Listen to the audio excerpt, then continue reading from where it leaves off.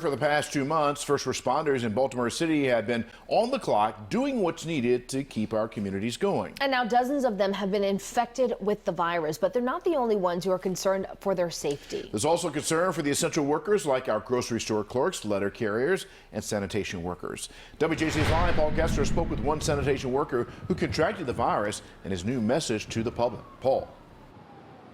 Hi, Vic. Yeah, this one caught our eye because we interviewed him a week before he tested positive. Sanitation worker Maurice Harried says he doesn't know how he contracted coronavirus.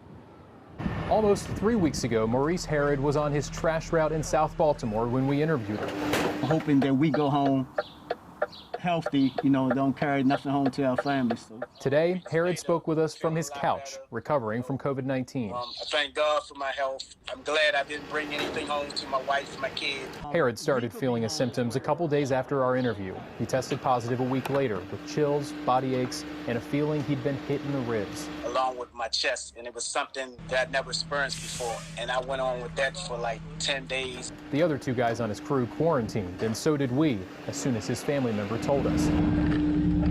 Even with masks on, we were briefly within 6 feet to place a GoPro and microphone. Harried says he took all the precautions. What we do on a daily basis, wear gloves, masks, and hand sanitizer and things like that.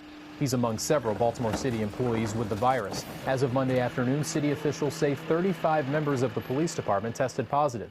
Of them, 25 have returned to work. All 14 city firefighters who tested positive are now back too. Harried says he hopes others will listen to warnings to stay home and distance. Stay your distance, wear your mask. When it hits me and it hit home, that let me know it's a wake-up call, and if it happens to me, it could happen to anyone. And we're still waiting on other updated numbers regarding other Baltimore City agencies. Overall, Maurice says his case was fairly mild and doctors have cleared him to return to work, although he says he's going to give it a few more days.